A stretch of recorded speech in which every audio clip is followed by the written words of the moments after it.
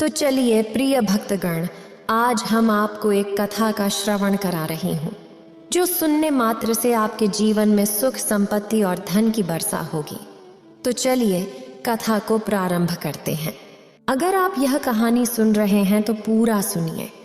इस कथा को आधा अधूरा छोड़कर जाने की गलती मत करिएगा, क्योंकि इस पवित्र कथा को पूरा सुनने से मन चाहा फल की प्राप्ति होगी। इसलिए इस कथा को पूरा सुने।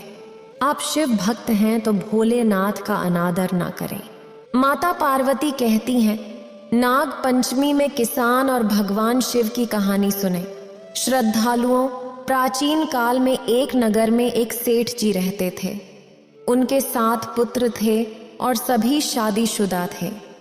7 पुत्रों की बहुओं में सबसे छोटी बहू सबसे ज्यादा विदुषी, सुशील और संस्कारी थी। एक दिन सबसे बड़ी बहू ने सभी देवरानियों से कहा कि आज घर को लीपने के लिए पीली मिट्टी लेकर आते हैं। सभी बहुएं दलिया और खुरपी लेकर मिट्टी लेने चली गईं। जब बहुएं मिट्टी खोदने लगीं, तब वहां एक सांप निकला। बड़ी बहू उस सांप को खुरपी से मारने लगी तो छोटी बहू बोली, मत मारो इसे, ये बेचारा तो निरपराध है। ये सुनकर बड़ी बहू ने सांप को नहीं मारा। तब सांप एक ओर जाकर बैठ गया। छोटी बहू ने सांप से कहा, आप यहाँ से जाना मत, मैं अभी आती हूँ। ऐसा कहकर छोटी बहू सांप के लिए दूध लेने चली गई। घर पहुंचकर वह अपने कामों में लग गई और सांप को किया वादा भूल गई। अगले दिन जैसे ही उसे यह बात याद आई, वह दूध लेकर वहां पहुंची। तब उसने देखा कि सांप तो वहीं बैठा है। उसे देखकर वह बोली, भैया मुझे माफ कर दो, मैं अपने काम में लगकर आपसे किया वादा भूल गई। तब सर्प बोला, मुझसे झूठ बोलने के लिए मैं अभी तुझे 10 लेता, लेकिन तूने मुझे भैया कहा है, इसलिए मैं तुझे छोड़ रहा हूं और आज से तू मेरी बहन हुई। तुझे जो चाहिए मांग ले। छोटी बहू बोली, भैया मेरा कोई नहीं है, मुझे एक भाई मिल गया, मुझे और कुछ नहीं चाहिए। बस जब भी मैं अपने भाई को पुकारूं, तुम चले आना। कुछ दिनों बाद सावन के महीने में सेठ जी की सभी बहुएं अपने अपने पीहर जाने लगीं और छोटी बहू से बोली, तेरा तो कोई पीहर नहीं है, तू कहाँ जाएगी? यह सुनकर छोटी बहू बहुत रोई। तभी वह सर्प एक मनुष्य का रूप धारण करके उसके घर आया और बोला, मेरी बहन को भेज दो। तब सबने कहा, इसका तो कोई भाई नहीं है। तो वह बोला, मैं दूर के रिश्ते का भाई लगता हूँ। इस तरह विश्वास दिलाने पर घर के लोगों ने छोटी बहू को उसके साथ भेज दिया। रास्ते में उसने छोटी बहू को बताया, बहन मैं तुम्हारा भाई सर्प हूँ और तुम्हें अपने साथ अपने घर नागलोक ले जाने आया हूँ। तुम घबराना मत, मेरी पूंछ पकड़ लो। छोटी बहू ने सर्प के कहे अनुसार किया। जैसे ही वे नागलोक पहुंचे, नागलोक के धन और ऐश्वर्य को देखकर छोटी बहू हैरान रह गई। सर्प उसे अपनी माता के पास ले गया और बोला, माता ये मेरी बहन है, इसने मेरी जान बचाई थी और ये कुछ दिन हमारे साथ रहने आई है। सर्प की माता ने छोटी बहू को गले से लगा लिया। अब वह खुशी खुशी रहने लगी। वहां शेषना के बहुत छोटे छोटे बच्चे जन्मे हुए थे। वह रोज देखती कि माँ सभी को रोज दूध ठंडा करके घंटी बजाती और घंटी की आवाज सुनकर सभी बच्चे वहां आकर दूध पी लेते थे। एक दिन वह माँ से बोली, माँ आज मैं दूध ठंडा कर देती हूँ। अभी दूध ठंडा भी नहीं हुआ था कि उसने जल्दबाजी में घंटी बजा दी। घंटी की आवाज सुनकर छोटे छोटे सांप दौड़ पड़े। दूध पीते ही कईयों के फन जल गए। सभी सर्प बोले, हम इसे डसेंगे, परंतु माँ के समझाने पर बच्चे मान गए। तब उसके भाई सर्प और उसकी माँ ने छोटी बहू को हीरे, मोती और जवाहरात देकर विदा किया। इतनी सारी धन दौलत देखकर बड़ी बहू ने कहा, भाई ने इतनी सारी दौलत दी है तो इसे झाड़ने के लिए एक सोने की झाड़ू भी दे दो। यह सुनकर सर्प ने सोने की झाड़ू भी लाकर दे दी और उसकी माँ की तरफ से हीरे, मोती और मणियों का एक अद्भुत हार भी दिया। उस हार की प्रशंसा पूरे नगर में होने लगी। जब यह प्रशंसा नगर की रानी ने सुनी तो उसने उस हार को पहनने की इच्छा राजा को बताई। राजा ने तुरंत अपने सैनिकों को वह हार लेने भेज दिया। राजा के डर से सेठ जी ने छोटी बहू का हार सैनिकों को दे दिया। इस बात से छोटी बहू बहुत दुखी हुई और अपने भाई को याद करके उसे सारी बात बताई। सर्प ने कहा, बहन, तुम दुखी मत हो, राजा खुद तुम्हें वह हार लौटाने आएंगे। जैसे ही रानी ने वह हार पहना, वह हार सर्प बन गया और रानी ने डरकर उसे फेंक दिया। यह देखकर राजा ने छोटी बहू को उपस्थित होने का आदेश दिया। सेठ जी स्वयं छोटी बहू को लेकर गए। राजा ने छोटी बहू से पूछा, तुमने क्या काला जादू किया है?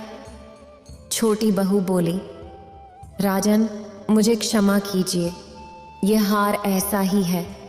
यह हार मुझे मेरे भाई ने दिया है। इतने में वह नाग वहां प्रकट हो गया। नाग ने कहा, यह मेरी बहन है और यह हार मैंने इसे दिया है। यह देखकर सभी लोगों ने नाग देवता को प्रणाम किया, क्योंकि उस दिन पंचमी तिथि थी। इसलिए उस दिन से नाग पंचमी का त्योहार मनाया जाता है। तभी से सभी स्त्रियां सर्प को अपना भाई मानकर उसकी पूजा करती हैं। उसी राज्य में भारी बारिश के कारण दीनानाथ की फसल पूरी तरह से बर्बाद हो गई। गरीबी में दीनानाथ खेती करके ही अपना गुजारा करता था। उसके ऊपर अपने जवान बेटी रूपाली की शादी की जिम्मेदारी थी। फसल खराब होते देख दीनानाथ बहुत दुखी हो गया और रोने लगा। हे महादेव, सोचा था कि इस बार अच्छी फसल होगी तो मेरी अच्छी कमाई होगी और मैं अपनी बेटी के लिए थोड़ा बहुत पैसा जोड़ पाऊंगा, लेकिन मेरा सोचा हुआ पूरा नहीं हो रहा। समझ में नहीं आ रहा कैसे अपनी बेटी की शादी करूं मैं। कुछ दिन ऐसे ही बीत गए। फिर दीनानाथ ने अपने खेत में मेहनत करना शुरू कर दिया और अकेले ही सारा काम करता था। एक दिन खेत के पास उसे एक गरीब भिखारी बच्चा नजर आया, जिसका नाम गोलू था, जो बहुत बुरी तरह से रो रहा था। दीनानाथ उसके पास गया और पूछा, अरे बेटा, क्या हुआ? तुम रो क्यों रहे हो? लगता है तुम्हें भूख लगी है। हाँ काका, मुझे भूख लगी है। आज सुबह से मुझे किसी ने खाने को नहीं दिया। हर कोई मुझे अपने दरवाजे से भगा दे रहा है। कोई बात नहीं बेटा, एक काम करो, तुम मेरे साथ चलो, मैं तुम्हें खाना खिलाता हूँ। गोलू की उम्र लगभग 18 साल थी।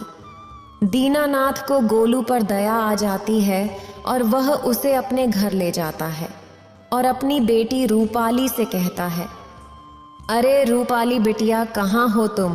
देखो कौन आया है। कौन आया है पिताजी? अरे बेटा, समझो ये तुम्हारा छोटा भाई है। जरा जल्दी से खाना लेकर आओ, इसे भूख लगी है। रूपाली अंदर से खाना लेकर आती है और गोलू को देती है। गोलू पेट भरकर खाना खाता है। ऐसा लग रहा था जैसे वह जन्मों से भूखा है। उसे खाते देखकर दीनानाथ को बहुत अच्छा लग रहा था। बेटा, जितना खाना है तुम आराम से पेट भर के खा सकते हो। तुम्हारे लिए यहाँ किसी भी चीज़ की कोई कमी नहीं है। काका, मेरा इस दुनिया में कोई नहीं है। मेरे माँ बाप तो मुझे बचपन में ही छोड़कर चले गए थे। तब से मैं यहाँ वहाँ भटक रहा हूँ। आपका बहुत बहुत शुक्रिया काका, आपने मेरी बहुत मदद की। कोई बात नहीं बेटा, तो अब से मेरे साथ ही रहना। तुझे अब किसी भी चीज़ की चिंता करने की कोई ज़रूरत नहीं है। सच में काका, आप मुझे अपने साथ रखोगे? हाँ बेटा, मैं तुझे अब हमेशा अपने साथ ही रखूँगा। मेरे परिवार में मैं और सिर्फ मेरी बेटी है, जब तू मेरा बेटा बनकर और मेरी बेटी का भाई बनकर रहेगा। यह सुनकर गोलू बहुत खुश हो जाता है और खुशी खुशी दीनानाथ को गले लगा लेता है। कुछ दिन ऐसे ही बीत जाते हैं। अब गोलू दीनानाथ के साथ खेत में किसानी करने भी जाता है। अरे काका, आप बैठ जाओ, देखो मैं कितनी जल्दी पूरे खेत को जोत देता हूँ। आपको परेशान होने की ज़रूरत नहीं है। और तू तो अभी बच्चा है, तू अकेले इतना सब कुछ नहीं कर पाएगा। रुक जा, मैं अभी आता हूँ। अरे नहीं काका, आप बैठो ना, मैं हूँ, मैं सब कुछ कर लूँगा। गोलू ज़बरदस्ती दीनानाथ को खेती करने से मना कर देता है और अकेले ही पूरे खेत को जोत देता है। यह देखकर दीनानाथ बहुत खुश होता है और गोलू से कहता है, अरे वाह, सच में तू तो बहुत अच्छा बच्चा है, बहुत जल्दी काम पूरा कर लिया। चल, आज मैं तुझे बाजार लेकर चलता हूँ और वहाँ पर तुझे जो खरीदना होगा वो खरीद लेना। दीनानाथ गोलू को बाजार लेकर जाता है और बाजार में गोलू के लिए सुंदर सुंदर कपड़े खरीदता है। साथ ही उसे तरह तरह के पकवान भी खिलाता है। तभी गोलू दीनानाथ से कहता है, काका, मेरा पेट तो भर चुका है, अब दीदी के लिए जलेबी ले लेते हैं, उनको जलेबी बहुत पसंद है। ये बात तो तूने बिल्कुल सही कही बेटा, रूपाली को जलेबी बहुत पसंद है। दीनानाथ जलेबी पैक कराकर घर आ जाता है। जलेबी देखकर रूपाली बहुत खुश होती है और कहती है, अरे वाह, सच में मेरा भाई बहुत अच्छा है, अपनी बहन के बारे में कितना सोचता है। याद रखना गोलू, जब मैं इस घर से चली जाऊंगी तो तुझे मेरी बहुत याद आएगी। गोलू जवाब देता है, कोई बात नहीं दीदी, एक ना एक दिन तुम्हें जाना है। जब तुम यहाँ से चली जाओगी तो मैं हमेशा तुमसे मिलने आया करूँगा। बस भगवान से यही प्रार्थना करता हूँ कि जल्द से जल्द तुम्हारे लिए एक अच्छे घर से रिश्ता आ जाए और तुम्हारी शादी हो जाए। एक हफ्ते बाद रूपाली के लिए एक बहुत ही अच्छे घर से रिश्ता आता है। दीनानाथ को रिश्ता बहुत पसंद आता है और वह अपनी बेटी का रिश्ता पक्का कर देता है। दीनानाथ कहता है, वैसे तूने बिल्कुल सही कहा था, देखो कितना अच्छा रिश्ता आया है तेरी बहन के लिए। अब तो यही चिंता है कि कैसे समय रहते पैसों का इंतजाम कर पाऊंगा और तेरी बहन की शादी कर पाऊं। गोलू जवाब देता है, काका, बिल्कुल भी चिंता मत करो, देखो 1-2 महीने के अंदर ही पैसों का इंतजाम हो जाएगा और दीदी की शादी बड़ी धूमधाम से होगी। पैसों का इंतजाम करने के लिए हम दोनों को खूब मेहनत करनी पड़ेगी। आप बिल्कुल भी टेंशन मत लो, मैं हूं ना। गोलू और दीनानाथ मिलकर खेत में खूब मेहनत करते हैं। उनकी मेहनत रंग लाती है और उनके खेत में बहुत बढ़िया फसल होती है। फसल की कटाई के बाद उन्हें बहुत अच्छे दाम मिलते हैं। ये सब देखकर दीनानाथ बहुत खुश होता है। वैसे कुछ भी कहो गोलू, जब से तू मेरी जिंदगी में आया है सब कुछ अच्छा हो रहा है। तेरे आने से पहले मैं बहुत परेशान था, कभी फसल खराब हो रही थी, कभी कर्जे में डूब रहा था। अरे काका, ये सब मेरे आने से नहीं, भगवान शिव की कृपा से हुआ है। आप बिल्कुल भी टेंशन मत लो, अब सब कुछ अच्छा ही होगा। देखते ही देखते दीनानाथ और गोलू मिलकर कुछ ही महीनों में रूपाली की शादी बड़ी धूमधाम से कर देते हैं।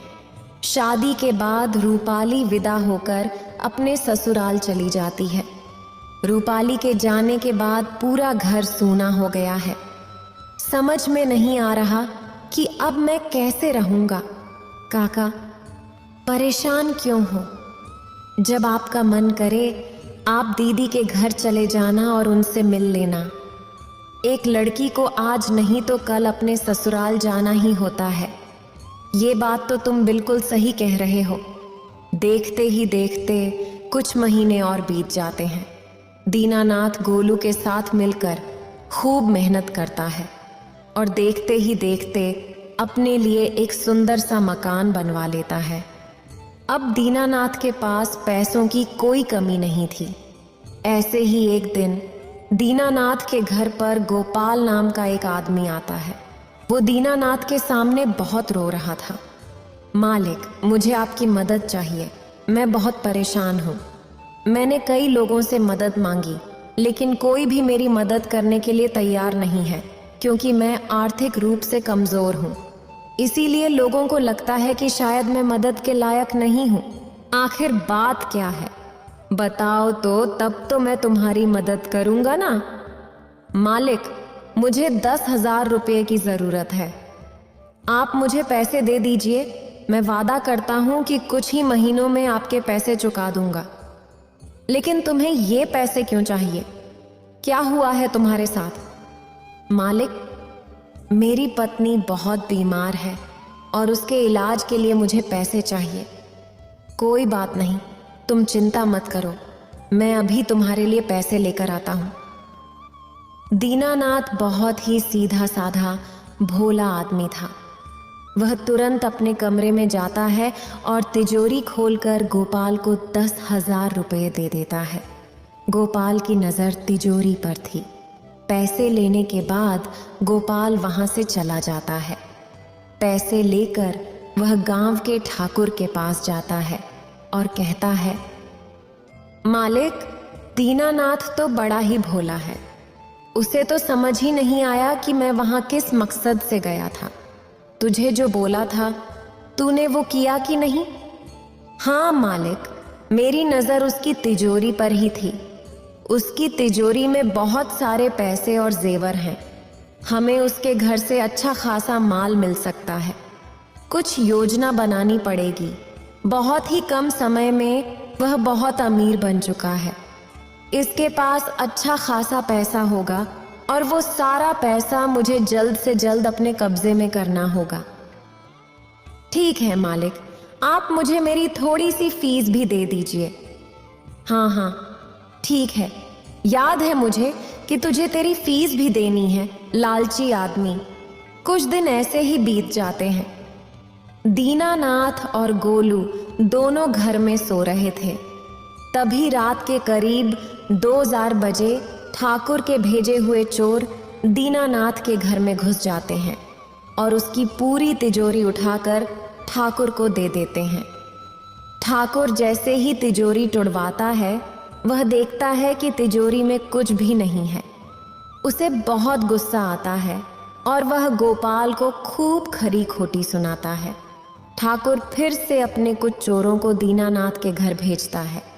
इस बार भी चोरों को वही तिजोरी दिखाई देती है।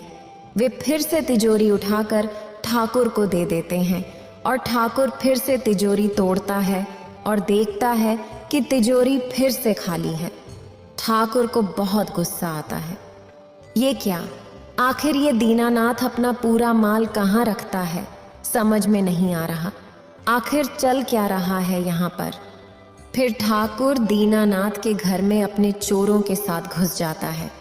इस बार दीनानाथ और गोलू दोनों की आंखें खुल जाती हैं। ठाकुर के आदमी दीनानाथ पर हमला कर देते हैं। तभी गोलू महादेव के रूप में आ जाते हैं। ये देखकर ठाकुर के आदमी हैरान रह जाते हैं। तभी महादेव कहते हैं, जब तक मैं अपने सच्चे भक्तों के साथ हूँ, तब तक कोई भी उनका बाल भी बांका नहीं कर सकता। और तुम जैसे पापियों को सजा देना बहुत ज़रूरी है, वरना उनकी हिम्मत इतनी बढ़ जाती है कि वे फिर से किसी निर्दोष को परेशान करने के लिए आ जाते हैं। ठाकुर और उसके आदमी भगवान शिव से हाथ जोड़कर माफ़ी मांगते हैं, लेकिन भगवान शिव उन्हें माफ़ नहीं करते और उन्हें चींटियां बनाकर छोड़ देते हैं। एक समय की बात है, सारे देवगण भगवान शिव की तरफ देखने लगे। यह देखकर माँ पार्वती क्रोधित होते हुए भगवान शिव से बोली, आपने मेरे पुत्र को मार डाला। भगवान शिव ने कहा, क्रोधित ना हो, अनजाने में हमसे यह पाप हो गया। माँ पार्वती ने कहा, आपने मेरे प्रिय पुत्र का वध किया है, तीनों लोकों में मेरे क्रोध से कोई नहीं बच सकता।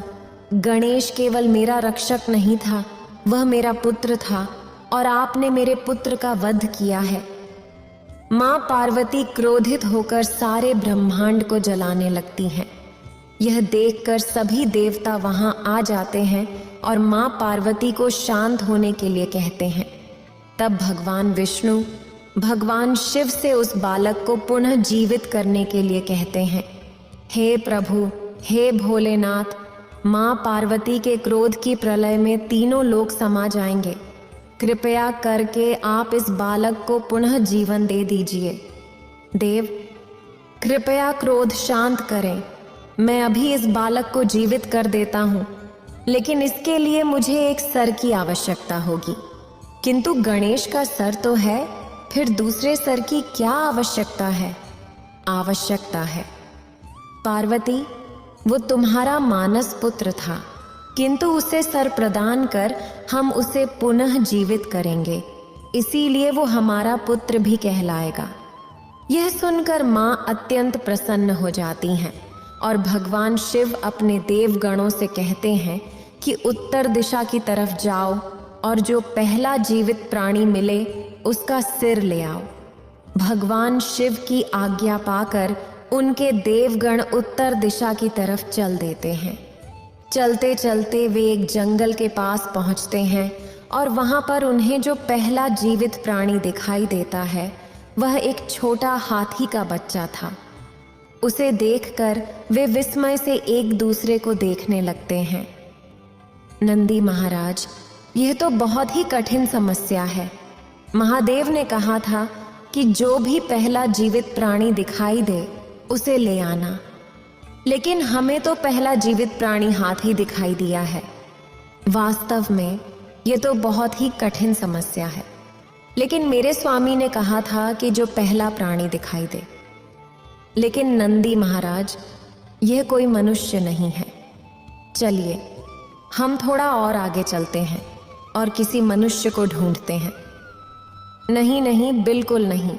मेरे भगवान भोले शंकर ने कहा था कि जो पहला प्राणी दिखाई दे, और हाथी भी तो एक प्राणी है, इसलिए बिना समय गंवाए हमें भगवान शिव की आज्ञा का पालन करना चाहिए। ऐसा ना हो कि देर होने पर भगवान शिव हम पर क्रोधित हो जाएं। जैसी आपकी आज्ञा नंदी महाराज। फिर वे लोग उस हाथी के बच्चे का सिर लेकर उसी स्थान पर पहुंचे जहां मां पार्वती भगवान गणेश के धर को देखकर विलाप कर रही थीं, और उन्हें इस अवस्था में देखकर सभी देवता दुखी हो रहे थे। भगवान, आपकी आज्ञा अनुसार उत्तर दिशा में जो पहला प्राणी हमें दिखाई दिया वह एक हाथी का बच्चा था, इसलिए हम उसका मुंह उतार कर ले आए हैं। भगवान शिव नंदी के हाथ से हाथी का सिर ले लेते हैं और गणेश के धर पर लगाकर उन्हें जीवित कर देते हैं। अपने पुत्र को वापस जीवित देखकर मां पार्वती प्रसन्न हो जाती हैं। गणेश जी जैसे ही आंखें खोलते हैं, मां पार्वती को देखकर मां मां कहकर पुकारने लगते हैं। मां पार्वती प्रसन्न होकर गणेश को गोद में उठा लेती है और दुलारने लगती हैं। फिर मां पार्वती गणेश को देखकर भगवान शिव से प्रार्थना करती हैं, प्रभु, आपने मेरे गणेश को हाथी का सिर लगाकर पुनः जीवित तो कर दिया, किंतु मेरे बालक को इस रूप में देखकर सब इसका उपहास करेंगे और कोई भी मेरे गणेश को आदर की दृष्टि से नहीं देखेगा। हे महादेव, कृपा करके मेरे पुत्र का रूप बदल दीजिए। कदापि नहीं पार्वती, यह मेरा और आपका पुत्र है और सदैव ही सम्मान की दृष्टि से देखा जाएगा। मैं गणेश को वरदान देता हूँ कि किसी भी पूजा अर्चना और किसी भी अनुष्ठान या शुभ कार्य से पहले गणेश का स्मरण करना अवश्य होगा, अन्यथा किए गए शुभ कार्य का फल प्राप्त नहीं हो पाएगा। फिर भगवान शिव जी आगे कहते हैं कि तीनों लोकों में गणेश विघ्नहर्ता के नाम से जाना जाएगा, जो सबके विघ्नों का नाश करेगा। यह दिव्य बालक असुरों और दैत्यों के अत्याचारों से मुक्ति दिलाता रहेगा। मैं भी गणेश को आशीर्वाद देता हूँ कि यह बुद्धि के लिए जाना जाएगा। गणेश को एक विलक्षण बुद्धि प्राप्त होगी और सभी तीनों लोकों के प्राणी बुद्धि और उचित दृष्टि के लिए गणेश की पूजा करेंगे। इसका बड़ा मस्तक इसे बहुत बुद्धिमान बनाएगा। इसका मुंह छोटा है और कान बड़े हैं, जिससे यह अधिक सुनेगा और कम बोलेगा। जो भी बोलेगा वह ज्ञान से भरपूर होगा और यह सुनिश्चित करेगा कि लोग अधर्म को छोड़कर धर्म के मार्ग पर चलें।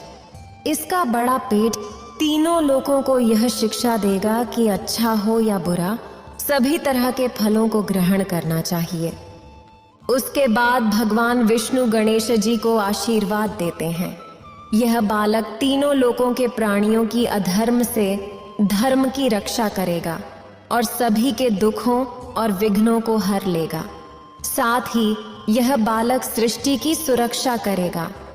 फिर सभी देवता अपने अपने तरीके से भगवान गणेश को आशीर्वाद देते हैं। यह देखकर माँ पार्वती प्रसन्न हो जाती हैं और अपने पुत्र गणेश को हृदय से लगा लेती हैं। उधर तारकासुर अपने घमंड में चूर है और इस बात से अनजान है कि उसके विनाश को करने वाला उत्पन्न हो चुका है। मदमस्त अपने सिंहासन पर बैठा था और भोजन ग्रहण कर रहा था कि तभी वहां नारद मुनि पहुंचते हैं। नारायण नारायण, तारकासुर, तुम तो बड़े ही निश्चिंत होकर अपने भोजन को ग्रहण कर रहे हो। क्या तुम्हें नहीं पता माँ भगवती यानी हमारी माँ पार्वती ने एक पुत्र को जन्म दिया है? यह सुनकर तारकासुर ने अपना भोजन करना रोक दिया और पूछा, पुत्र कौन है वो? नारद मुनि ने उत्तर दिया, वो भगवान शिव और माँ पार्वती का पुत्र गणेश है, जिसे सभी देवताओं ने अपार शक्तियों और आशीर्वाद से सुशोभित किया है। इसीलिए श्री गणेश महाराज शक्तिशाली बन गए हैं। नारायण नारायण। और वही अद्भुत शक्तियों से सुशोभित बालक गणेश तुम्हारा वध करेगा। नारायण नारायण। यह सुनकर तारकासुर ने नारद मुनि से कहा, मुनीश्वर, आपको मेरा कोटि कोटि प्रणाम कि आपने मुझे इस बात की सूचना शीघ्र दे दी कि भगवान शिव और माता पार्वती का बालक मेरा वध करेगा। इस तरह तो आपने मुझे पहले ही सावधान कर दिया है। किंतु वह मन ही मन चिंतित हो उठा। नारद मुनि के वहां से जाने के बाद तारकासुर ने काफी सोच विचार किया और फिर भगवान ब्रह्मदेव से मिलने गया। भगवान ब्रह्मदेव के समक्ष पहुंचकर उसने कहा, हे ब्रह्मदेव, तारकासुर का प्रणाम स्वीकार करें। ब्रह्मदेव ने पूछा, तारकासुर, कहो कैसे आगमन हुआ? तारकासुर ने उत्तर दिया, हे ब्रह्मदेव, आपकी कृपा दृष्टि सदैव मुझ पर बनी रहे, जिस कारण तीनों लोकों पर मैं अजेय हूँ। किंतु अब मुझे लगता है कि आपके दिए गए सभी वरदान और शक्तियाँ व्यर्थ होने वाली हैं। यह सुनकर ब्रह्मदेव समझ जाते हैं कि तारकासुर का वहाँ आने का प्रयोजन क्या है। वो मन ही मन तारकासुर का चिंतित चेहरा देख रहे थे। तारकासुर, क्या मैं जान सकता हूँ कि तुम्हारे इस विचार का कारण क्या है? प्रभु, मेरे इस विचार का कारण यह है कि मेरी मृत्यु का समय आ गया है। मुझे पता चला है कि भगवान शिव और माता पार्वती के पुत्र ने जन्म लिया है और वही मेरा काल बनेगा। किंतु यह सत्य नहीं है, लेकिन यह बात मुझे नारद मुनि ने खुद आकर बताई है। उन्होंने ही मुझे सूचना दी है कि शिव और पार्वती के पुत्र का जन्म हो गया है और नारद मुनि कभी असत्य नहीं कहते। समाचार तो बिल्कुल सत्य है, लेकिन वह तुम्हारे वध का कारण बनेगा। यह सूचना गलत है, क्योंकि गणेश ने जन्म जरूर लिया है, लेकिन वह शिव और पार्वती के द्वारा उत्पन्न पुत्र नहीं है। वह तो माँ पार्वती के मानस पुत्र हैं, इसलिए तुम्हें चिंतित होने की आवश्यकता नहीं है।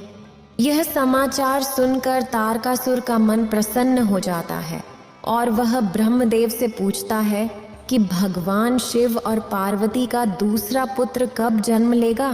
तुम निश्चिंत होकर यहाँ से चले जाओ, क्योंकि इसकी भी संभावना दूर दूर तक दिखाई नहीं दे रही है।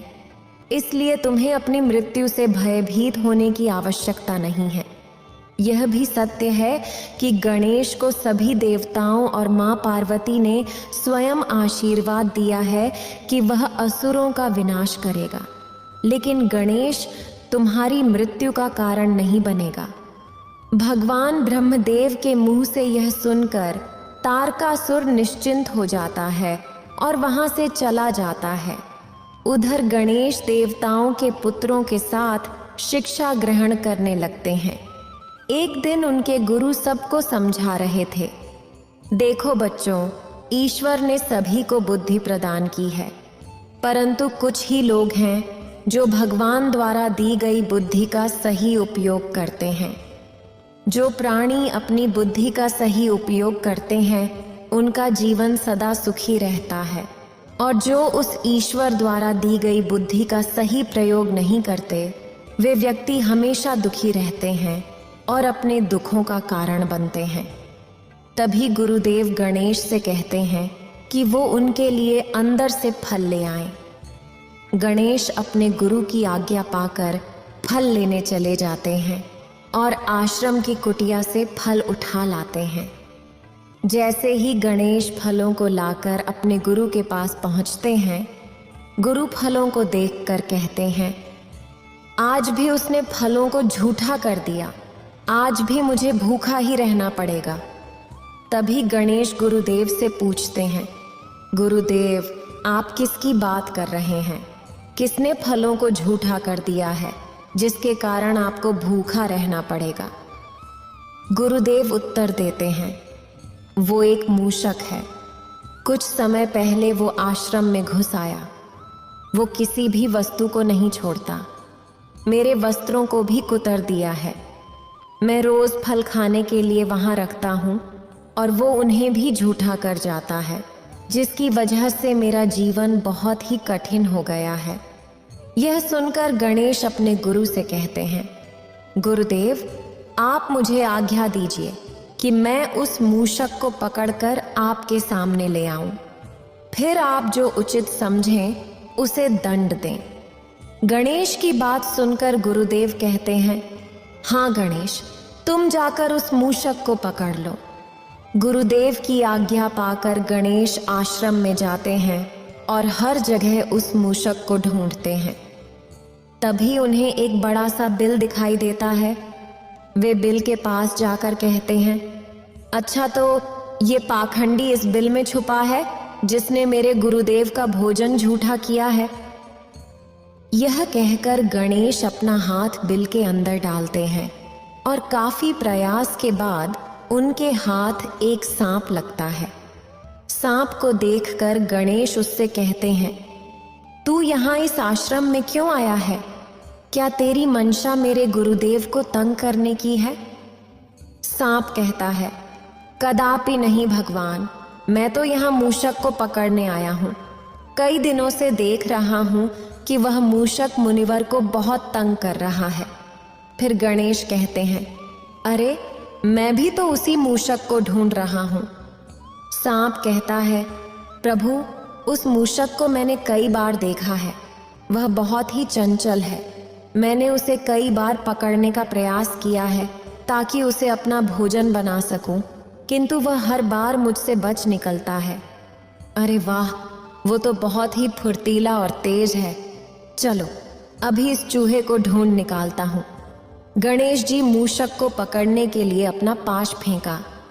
पाश मूषक का पीछा करता हुआ पाताल लोक पहुंच गया और उसे बांधकर गणेश जी के सामने ले आया।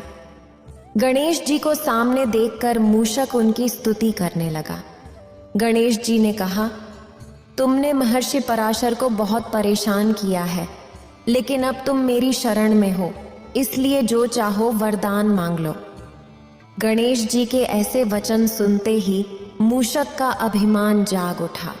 उसने कहा कि मुझे आपसे कुछ नहीं चाहिए, अगर आपको मुझसे कुछ चाहिए तो मांग लीजिए। गणेश जी मुस्कुराए और मूषक से कहा कि तुम मेरा वाहन बन जाओ। अपने अभिमान के कारण मूषक गणेश जी का वाहन बन गया, लेकिन जैसे ही गणेश जी मूषक पर चढ़े, गणेश जी के भार से वह दबने लगा। मूषक ने गणेश जी से कहा कि प्रभु, मैं आपके वजन से दबा जा रहा हूँ। अपने वाहन की विनती सुनकर गणेश जी ने अपना भार कम कर लिया। इसके बाद से मूषक गणेश जी का वाहन बनकर उनकी सेवा में लगा हुआ है। इस तरह से अपने गुरु को मूषक से बचाया। गणेश पुराण में यह भी वर्णन किया गया है कि हर युग में गणेश जी का वाहन बदलता रहता है। सतयुग में गणेश जी का वाहन सिंह है, त्रेता युग में गणेश जी का वाहन मयूर है और वर्तमान युग यानी कल युग में उनका वाहन घोड़ा है। इस वीडियो को बोलते समय कोई त्रुटि हो तो मैं क्षमा चाहती हूँ। उम्मीद है आप सभी को ये वीडियो अच्छी लगी होगी। अगर आप शिव के सच्चे भक्त हैं तो चैनल को सब्सक्राइब और वीडियो को लाइक करके कमेंट में हर हर महादेव लिख दीजिए।